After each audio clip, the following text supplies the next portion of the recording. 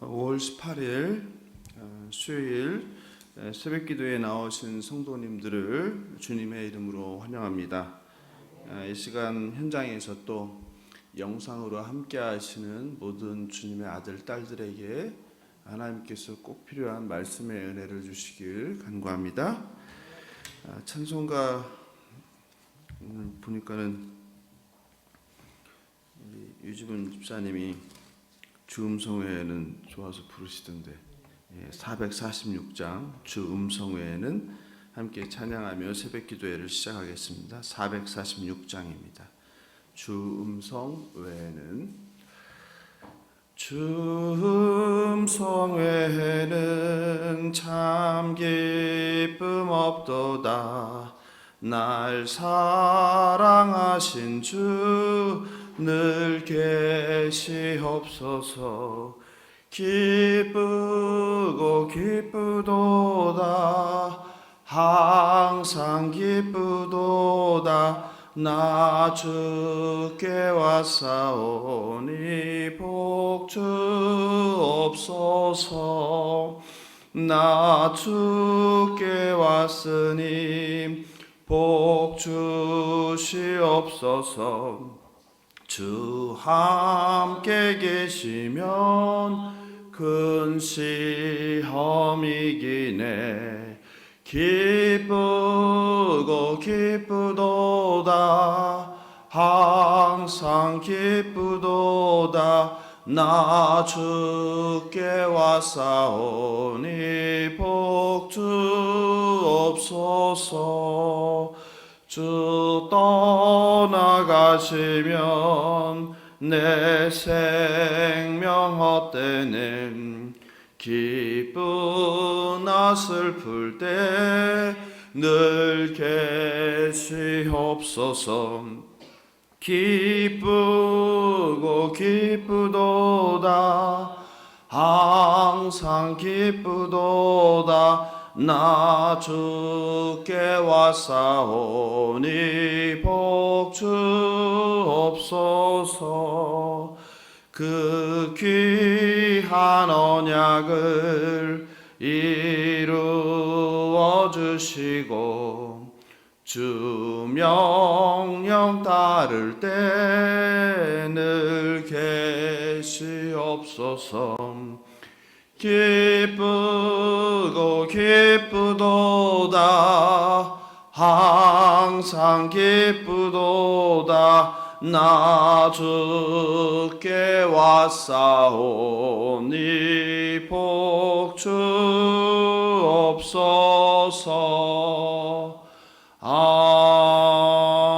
아멘.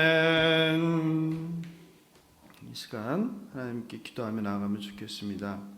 무엇보다도 오늘 이 시간 하나님을 만나고 경험하는 시간 되게 해달라고, 하나님의 말씀이 선포될 때 우리의 마음과 귀에 할례를 주셔서 하나님의 말씀이 날아가지 않고 우리 신비 가운데 잘 새겨지게 하시고 그 말씀이 자라나서 우리의 삶을 변하게 해달라고 예수여 한번 부르고 기도하겠습니다. 예수여. 하나님 감사합니다. 오늘도 우리에게 하루라는 선물을 주셔서 우리가 예배당에 나와서 또 가정에서 영상으로 하나님께 하루의 첫 시작을 올려드리게 하시니 감사합니다. 아버지, 어제 하루도 얼마나 세상 생각하고 하나님의 뜻에 합하지 않은 삶을 살았는지 모릅니다. 하나님, 저희들을 불쌍히 여겨주시고 늘 우리 안에 그리스도의 영이 충만케 하셔서 늘 하나님 뜻에 따라 합당한 말을 하고 행동을 하는 저희들 되게 도와주시옵소서. 잠깐이라도 성령 충만하지 않으면 넘어지고 사람의 생각을 하고 헛된 꿈을 꾸는 것이 우리임을 고백하오니 하나님, 우리를 불쌍히 여겨주셔서 늘 말씀 충만하게 하시고 성령 충만하게 하셔서 늘 하나님의 뜻에 합한 그런 삶을 살아가는 우리가 되게 하여 주시옵소서. 오늘도 하나님 말씀을 전합니다. 하나님 선포되는 하나님 말씀이 우리의 생각과 그리고 우리의 가치관을 바꾸게 하셔서 하나님의 뜻에 합한 그런 생각과 가치관으로 무장하여서 하나님의 뜻에 합당한 삶을 살아내는 우리가 될 수 있도록 은혜를 베풀어 주시옵소서. 감사하며 생명 되신 예수님의 이름으로 기도합니다. 아멘. 오늘 주실 하나님 말씀 함께 보겠습니다. 마태복음 20장 20절 24절입니다. 마태복음 20장 20절 24절. 오늘 마태복음 강의 61회째가 됩니다. 한 절씩 교독하시고 마지막 절은 함께 읽겠습니다. 20절 24절입니다. 그때 세베대의 아들의 어머니가 그 아들들을 데리고 예수께 와서 절하며 무엇을 구하니 예수께서 이르시되 무엇을 원하느냐 이르되 나의 두 아들을 주의 나라에 하나님 주시되 예수께서 대답하여 이르시되 너희는 너희가 구하는 것을 알지 못하는도다. 내가 마시려는 잔을 너희가 마실 수 있느냐? 그들이 말하되 할 수 있나이다. 이르시되 너희가 과연 내 잔을 마시느냐 내 장편에 앉은 것은 내가 준 것이 아니라 내 아버지께서 부은 자에서 너희가 주실 것이다. 함께 읽겠습니다. 열 제자가 듣고 그 두 형제에 대하여 분이 여기거늘. 아멘. 세베대 아들의 어머니가 등장합니다. 세베대의 아들의 어머니는 누구입니까? 되게 복잡하게 이야기하잖아요. 그냥 세베대의 부인이라고 하면 되죠. 그죠? 맞죠?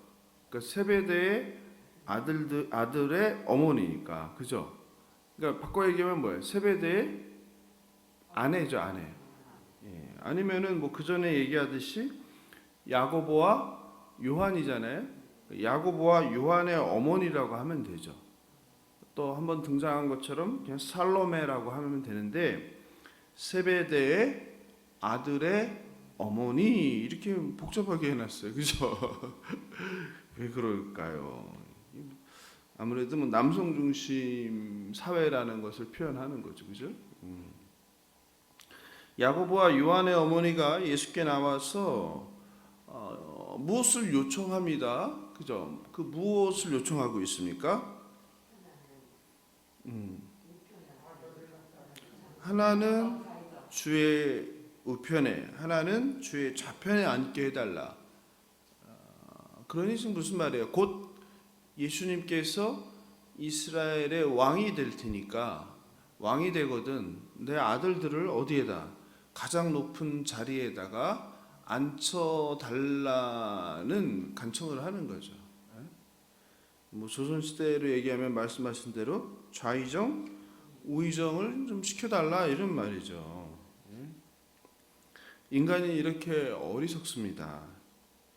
그리고 잔인할 정도로 자기밖에 모르는 게 인간이에요. 상대방은 지금 어디로 가고 있어요? 죽으러 가고 있는 거잖아요. 그런데 그 속도 모르고 뭐 하는 거예요? 내 이익을 챙기겠다는 거예요. 인간이 이런 거예요. 아주 더러운 것이 인간이죠. 이 말을 듣고 얼마나 기가 막혔겠습니까? 또 살로메는 예수님과 하나님 나라를 오해한 것이죠. 그죠? 예수님이 뭐가 될 거라고 생각한 거예요? 이스라엘의 왕으로, 정치 지도자로서, 군사 지도자로서 이스라엘을 통치하게 될 거라고 생각한 것이죠. 우리나라도 얼마 전에 이제 새로운 대통령이 됐잖아요. 새로운 대통령이 되면 이제 뭐가 막 움직이기 시작해요. 주변에서 이 손대기죠. 줄 연결하기, 그죠? 어떻게든 새로운 국가를 이끌 그 자리를 차지해 보겠다고 뒤에서 또 앞에서 엄청난 싸움이 벌어지죠. 그 싸움에서 이긴 사람은 또 한 자리를 차지하는 거고, 그 싸움에서 탈락한 사람은 어떻게 되겠어요? 엄청난 아픔을 가지면서 친구였던 사람이 뭐가 되기도 해요? 원수가 돼서 이를 부득부득 갈기도 하죠. 그게 인간들이죠. 인간들이죠. 그 적과의 동침이라는 것이죠, 그죠? 영원한 적도 없고 영원한 친구도 없는 거예요. 뭐 앞에선 나의 이익을 위해선 말을 갈아타는 게 인간이죠.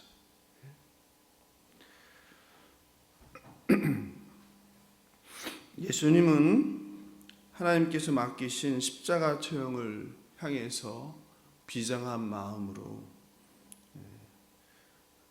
향하고 있는데 제자들 또 그의 가족들은 예수님이 이스라엘의 왕이 될 때 자기들이 누릴 권세와 자리를 탐하고 있는 것입니다. 22절이죠. 예수께서 대답하여 이르시되 너희는 너희가 구하는 것을 알지 못하는도다. 내가 마시려는 잔을 너희가 마실 수 있느냐? 그들이 말하되 할 수 있나이다. 그죠? 여기도 또 기가 막혀요. 잔이 뭔지도 모르고 마실 수 있다고요. 예수님께서 말씀하시는 잔은 무슨 잔이에요? 죽음이죠, 죽음. 십자가 처형이에요. 고난의 잔이죠. 성도 여러분, 이렇게 우리는 잘 알지도 못하면서 그냥 분위기에 또는 순간적인 감정으로 무턱대고 할 수 있다라고 말하는 경우가 있습니다. 그렇죠? 너무 무책임한 말이죠. 마음도 없으면서 일단 임기응변으로 할 수 있다고 합니다. 주제 파악도 하지 못하고 그냥 마음만 앞서는 겁니다. 그런데 세상 일이 내가 마음만 있다고 다 할 수 있는 것은 아닙니다. 그리고 내가 그것을 할 만한 능력이나 자질이 있는 것도 아닙니다. 그러므로 하다가 그만둘 것 같으면 그런 말을 해서는 안 됩니다. 무엇보다 그게 뭔지도 모르면서 그냥 달려드는 것은 참 어리석은 것입니다. 오늘 예수님의 말에 할 수 있다, 뭔지도 모르면서 이렇게 대답하는 것은 바로 우리들의 모습입니다. 또 세베대의 부인인 살로메도 참 어떤 엄마예요? 자기 자식밖에 모르는, 남의 자식은 생각하지 않은 아주 이기적인 욕망과 거기다 오늘 얘기하는 걸 보면 뭐예요? 분별도 없는 사람처럼 보여요. 그죠? 자기 자식을 사랑하는 그 엄마의 마음은 알지만 아무리 마음이 급해도 그렇지 어디서 이야기를 하는 거예요? 다른 제자들이 듣는 데서 이야기를 하는 거죠. 좀 분별이 있는 생각이 있는 사람이라면 예수님께 잠깐만 자리를 피해서 제자들이 없는 데서 이렇게 얘기할 수도 있을 텐데 제자들이 그걸 들었죠. 그러니까 제자들이 당연히 뭐가 나요? 뿔딱지가 나죠. 그죠? 24절이죠. 같이 읽어볼까요? 열 제자가 듣고 그 두 형제에 대하여 분이 여기거늘. 그죠? 매를 스스로 번다고 하죠. 그죠? 우리는 지식과 지혜가 부족해서 어떤 상황을 이해할 수 없을 수도 있어요. 그렇죠? 사람의 생각으로 예수님께서 계획하는 하나님의 계획을 어떻게 다 알 수 있겠어요? 그러니까 뭐 제자들이 하나님 나라를 제대로 이해하지 못한 게 어떤 면에서는 당황할 수도 있을 것 같아요. 그리고 때로는 뭐 인간인지라 말 실수를 할 때가 있습니다. 그렇죠? 그런데 오늘 보면 제자들이 누구에게 화를 내고 있습니까? 제자들은 엄마가 아니라 누구에게요? 아들에게, 두 형제에게 분을 낸다고 해요. 그죠? 왜 그럴까요? 제자들 생각에는 그 아들들의 엄마가 아니라 세베대의 아들들이 원하는 바를 누구를 통해서? 엄마를 통해서 하고 있다라고 생각했겠죠. 그렇죠? 그리고 평소에 그 두 아들에 대해서 어떤 생각을 가졌겠어요? 그런 생각을 가졌겠죠. 아, 얘네들은 자리를 탐하는 애들이구나. 자신들의 영향력을 되게 욕망하는 애들이구나. 이런 생각을 하지 않았겠어요? 그러니 그게 눈에 빤히 보이지 않았겠어요? 이 두 사람이, 두 형제가 평소에 너무 신실하게 자신들과 섬기면서 함께 했다면, 그런 상황에서 엄마가 와서 그렇게 했다면, 아휴, 저 애들은 안 그러는데 엄마가 왜 저럴까 하지 않겠어요? 근데 두 아들에게 화를 냈다, 두 형제에게 분을 냈다고 굳이 성경이 기술하는 걸 보면 저는 그런 생각이 들었어요. 어저께 묵상하다가. 또 한편 우리가 생각할 수 있는 것은 엄마 살로메처럼 우리도 누군가를 위한다고 말을 하다가 또는 행동을 하다가 오히려 내가 위하고 싶은 사람을 어떻게 할 수도 있다? 공경에 빠뜨릴 수도 있다. 그렇죠? 내가 한번 오해를 풀어보겠다고 나섰다가 오히려 어떻게 골을 더 깊게 만들 수 있죠. 내가 두둔하려고 사람에까지 어떻게 내가 오히려 욕을 먹게 되는 경우도 있잖아요. 그죠? 그러므로 누군가를 위해서 말을 할 때도 우리가 할 말, 해서는 안 되는 말, 그리고 그 상황을 잘 분별해서 오히려 내가 더 큰 피해를 또는 더 일을 복잡하게 만들지 않도록 유의해야 합니다. 그래서 제가 함께했던 장로님이 늘 그런 말씀하셨어요. 묻지 않는 말에는 대답하지 않는다, 말하지 않는다. 본인의 되게 정치인이셨는데 그 말씀 제가 늘 했어요. 묻지 않는 말에는 대답하지 않는다, 말하지 않는다. 그 말씀 항상 저한테 생각이 나네요. 그런데 성도 여러분, 말하기 전에 글을 쓰기 전에, 요즘은 이제 카톡이 있으니까 글도 많이 쓰잖아요, 그죠? 그래서 우리가 컴퓨터로 하면은 이제 이메일을 보내잖아요. 그럼 엔터를 누르면 이제 가는 거잖아요. 우리 카톡으로 하면 뭐가 돼 있나요? 샌드인가요? 카톡은 어떻게 돼 있죠? 글을 쓰고 뭐 어떻게 하면 가는 거죠? 그게 지금 생각이 안 나네. 마지막 뭔가 버튼을 누르면 글이 가잖아요. 그러기 전에 항상 어떻게 해야 된다? 다시 한번 멈춰서 생각해 봐야 된다. 무엇을요? 내가 하려는 말이 또는 내가 지금 쓴 글이 혹시 누군가를 불편하게 하지는 않을지 또는 오해를 받지는 않을지, 뭐 제3자가 될 수는 없겠지만 그래도 제3자의 입장에서 자신의 말이나 글을 한 번 더 생각해 보길 원합니다. 그렇게 되면 누군가를 상처 주게 하는 말이라든지 오해를 사게 하는 글을 많이 줄일 수 있을 것 같습니다. 잠언 10장 19절입니다. 말이 많으면 허물을 면하기 어려우나 그 입술을 제어하는 자는 지혜가 있느니라. 아멘.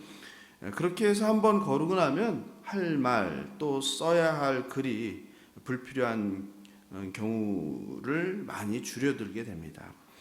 야고보와 요한의 엄마인 살로메는 자식들을 생각하느나 무엇을 생각하지 못했어요? 다른 제자들은 생각하지도 못했죠. 눈에 보이지 않는 거예요. 그냥 온통 그 마음 가운데 자기 자식들의 그 생각과 자기 어떤 이기적인 욕망이 있으면 다른 게 보이지 않는 거예요.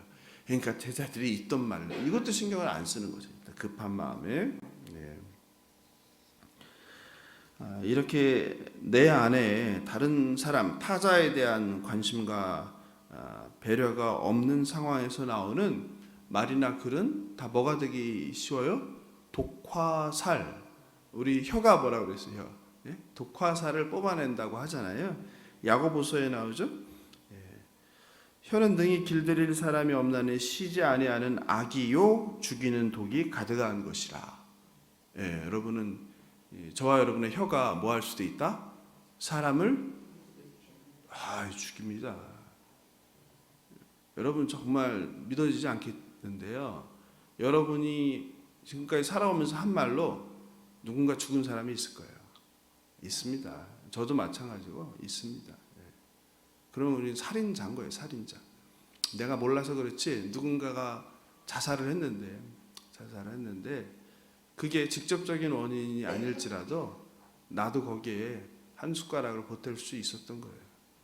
저는 그 생각, 저도 이렇게 힘든 생활을 오래 하다 보니까 그럴 때 말해서 한번 제가 말씀드렸잖아요. 내가 너무 힘들어갖고 내가 죽을 것 같다고. 그래도 순장이니까 나의 같은 모임 소그룹이죠. 소그룹의 이제 구역장 같은 그런 역할을 교회에서는 순장이라 불렀는데 그분께 너무 힘들어갖고 죽을 것 같다고 했는데 그거를 잘 품어주고 감싸주고 위로해주고 해야 되는데 그러지 못하고 아직도 정신 못 차렸다고. 그게 죽이는 말이야.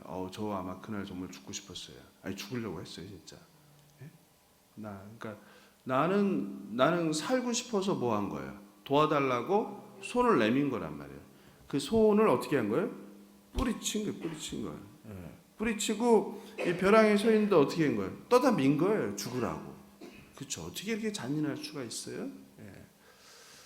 저는 이제 그런 경험들을 워낙 특히 교회 안에서 신앙생활하면서 많이 했기에 저는 그 사람들 마음 알아요. 마지막 이 벼랑 끝에 서서 뭐 하는 사람들, 나 좀 도와달라고, 살려달라고. 그걸 제가 너무 잘 알기 때문에 그런 사람들 꼭 손을 잡아줘요. 손을 잡아주는데 어떤 사람들은 이거 떠다 밀어요. 근데 떠다 미는 것뿐만 아니라 이거 알면서도 무관심하는 경우가 많아요. 이것도 똑같은 거예요. 무관심이 뭐예요? 살인이에요. 영적 살인이에요. 또 반대로 이런 상황에 놓인 사람한테 내가 따뜻한 한마디 하잖아요. 그거는 생명을 살리는 거예요. 생명 살리는 게 별거 아니에요. 따뜻한 한마디예요. 따뜻한 한마디. 힘내세요. 사랑합니다. 하나님이 함께 하십니다. 함께 기도할게요. 이러면 이 사람이 여기서 더 버티는 거예요. 근데 아무도 반응을 안 하잖아요. 그러면 이 사람 죽어요. 그리고 후회해요. 내가 괜히 얘기했구나. 괜히 말했구나. 나는 살고 싶어서, 나는 상대방을 믿어서 이렇게 얘기했는데 아무런 응답도 없을 때 이렇게 되는 거예요. 그래서 여러분의 그 혀로 사람을 살리고 죽일 수 있다는 거. 별거 아니에요. 근데 대단한 일인 거죠. 여러분의 따뜻한 말, 따뜻한 사랑의 한마디가 누군가를 살리고, 또 반대로 여러분의 아무 말도 하지 않는 거. 그러니까 나쁜 말을 하는 건 더 나쁘지만 아무 말도 하지 않는 거, 아무런 반응도 하지 않는 것도 큰 죄라는 거. 큰 죄라는 거. 기억하셔야 돼요. 알면서도. 아예 모르고 그러는 건 할 수 없죠. 알면서도.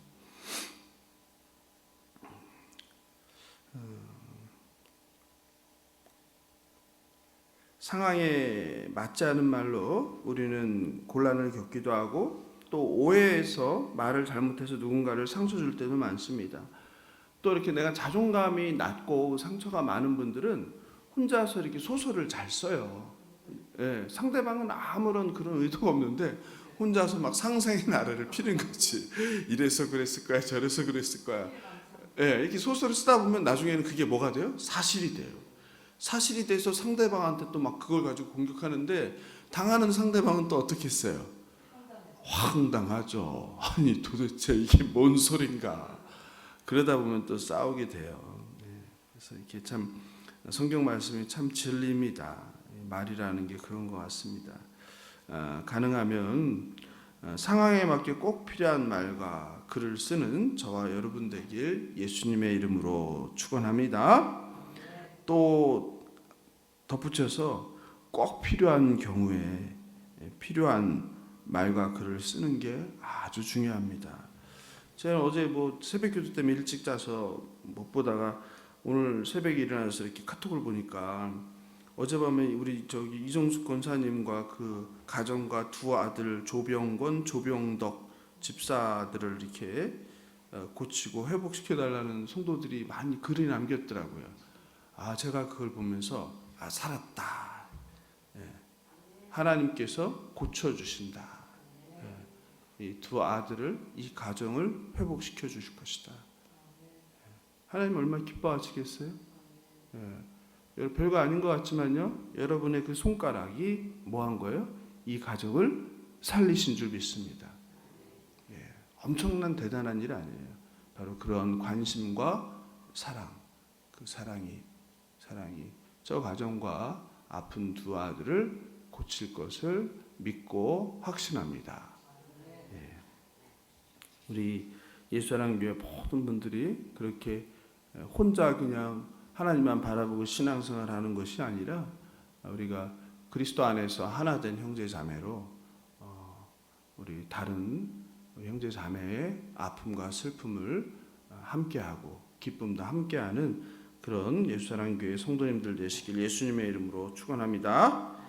오늘 말씀 생각하면서 찬송가 438장 골랐어요. 내 영혼이 은총 입어. 같이 찬송하고 기도하면 좋겠습니다. 438장 내 영혼이 은총 입어. 내 영혼이 은총 입어 중한 죄짐 벗고 보니 슬픔 많은 이 세상도 천국으로 화하도다. 할렐루야 찬양하세.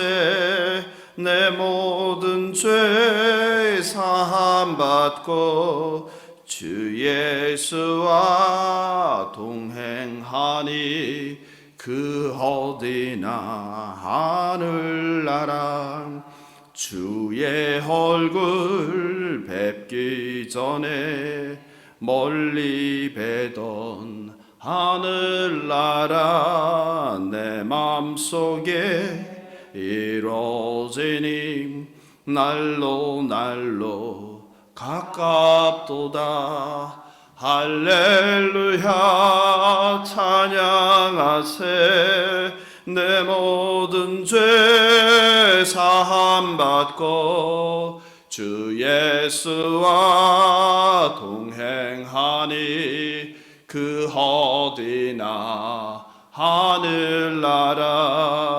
높은 산이 거친 들이 초막이나 궁궐이나 내 주 예수 모신 곳이 그 어디나 하늘나라.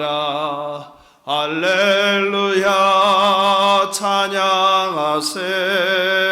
내 모든 죄 사함 받고 주 예수와 동행하니 그 어디나 하늘나라. 건강하지 못한 공동체는요, 기도 제목을 나누지 못해요. 남의 기도 제목 가지고 수근수근거리고 딴소리 하니까. 건강한 공동체는요, 남의 기도 제목, 모르는 기도 제목이 있을 수 없는 거예요. 그래서 어제 참 감사했어요. 우리 권사님께서 쉽지 않은 그 가족의 두 아들의 아픔을 이렇게 나눠주고 도움을 구하고 함께 기도해달라고 해서. 저는 하나님께서 우리 공동체에 참 많은 문제들을 하나씩 하나씩 해결해 가고 있구나 이런 생각이 들었어요. 윤미도 그렇고 또 조병건, 조병덕 두 아들도 그렇고 또 우리 정희도 또 우리 용우 형제도 한 사람 한 사람의 아픔과 문제들을 하나님께서 다루고 계신다 생각이 들었어요. 그런 하나님에 감사하고 제가 어저께 신방하면서 그러시더라고요. 단 하루도 하나님 은혜 아니면 살 수가 없다고. 하나님만 바라보고 여기까지 견디고 왔다고. 제가 봐도 그래요. 저는 그 마음을 너무 잘 알죠. 저도 그랬으니까. 단 하루가 뭐예요? 단 한 시간도 하나님의 은혜 아니면 살 수 없는 인생이에요. 근데 어제 권사님 이야기 들으면서 참 어찌 그걸 견뎌왔을까? 어떻게 그렇게 살 수 있을까? 하나도 아니고 하나도 힘든데 두 아들을, 그것도 지금 50이 넘은 아들을 참 하나님 기뻐하십니다. 견디고 버텨내는 우리 권사님을 기뻐하시니까 우리가 같이 기도할 때 하나님께서 모든 그 아픔과 슬픔들 잘 감당해내시는 권사님을 위로하시고 또 이 시간 우리가 함께 기도할 때 치료해 주실 걸 믿습니다. 또 정우도, 정희도, 또 용우 형제도, 또 윤미도, 다른 아직 내놓지 않은 모든 가정의 기도 제목들에 대해서 주께서 아시고 마음 주시면 아마 그 기도 제목들 다 내놓으실 줄 믿습니다. 이 시간 우리 공동체에 육신의 질병, 특별히 영적인 질병으로 고통받는 많은 분들이 있는데 그 사단 마귀로부터 정말 자유함을 얻도록 악한 사단 마귀가 떠나갈 수 있도록 예수의 한번 부르고 기도하겠습니다. 예수여